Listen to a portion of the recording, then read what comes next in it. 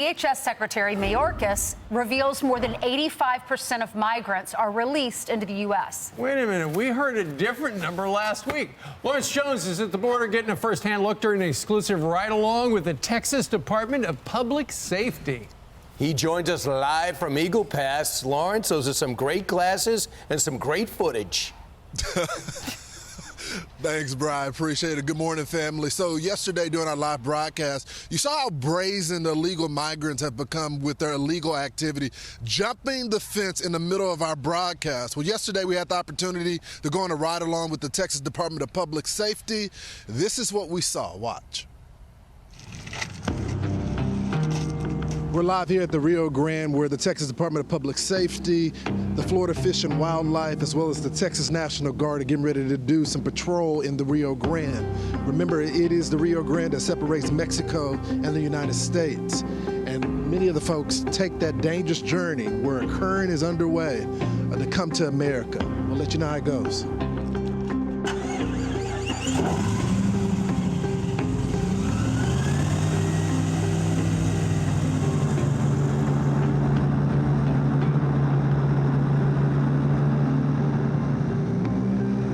Hey, Trooper, do you mind asking them where they're coming from?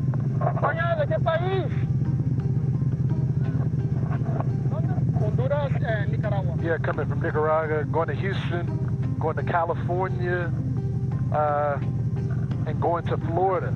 So there's been some dispute about the governor sending the buses to the locations, but as you can see, before they even enter into the state of Texas, they already know where they want to go.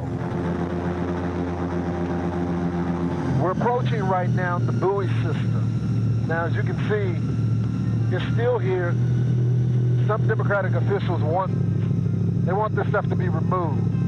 And what they say is the buoy system is harmful for the migrants that are coming across. Well, a lot of people argue they can stop and turn back around. We got one migrant that is turning around.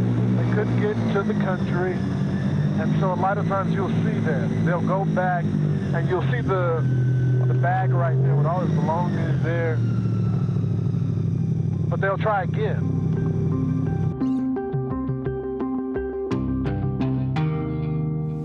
So we've seen what happens on the border, on the water, in the air. Let's see what happens on the ground.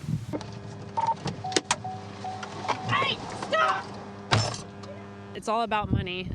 To the organizations, which is gangs, it could be cartels, those people that are crossing are just money. They're not people, they're a hot commodity, and they're gonna make money off of them no matter what it is. Tell me about the human trafficking aspect of this.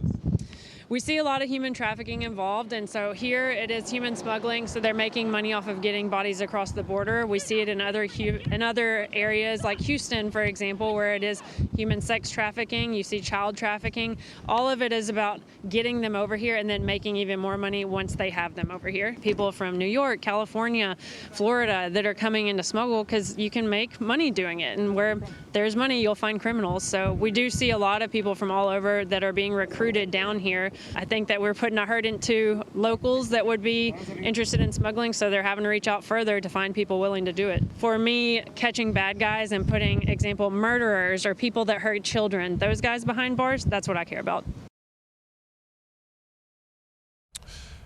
And on a personal note, I got to say I'm proud of my state of Texas and the law enforcement that are doing everything that they can to keep us safe. Back to the point of the migrants knowing exactly where they want to go. As I said, if you remember during our live broadcast yesterday, I talked to the migrant before he even jumped the fence, and he told me that he was going to go to California. So that just shows you they know our laws, they know what the Biden administration is allowing them to get away with, and they know their destination once they find some way to go, whether they jump the fence like that guy did or crawl under the razor wire or go through the fencing.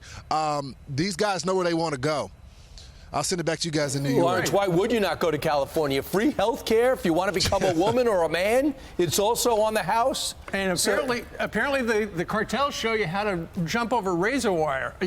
If I saw that, I would have no idea how to do it, but he did it with the modicum of scrapes and scratches. Folded it over a few little Unbelievable. scratches on I his might legs, just but stay in my own country. Lawrence, this is pretty The razor astonishing. wires to keep you in, Brian. This just shows you, if you're down there for a few days and you've already seen several of these instances, the one in the water, this guy Yep. over the fence, we saw some of that footage that Fox reporters have gotten over, the course of the last few months.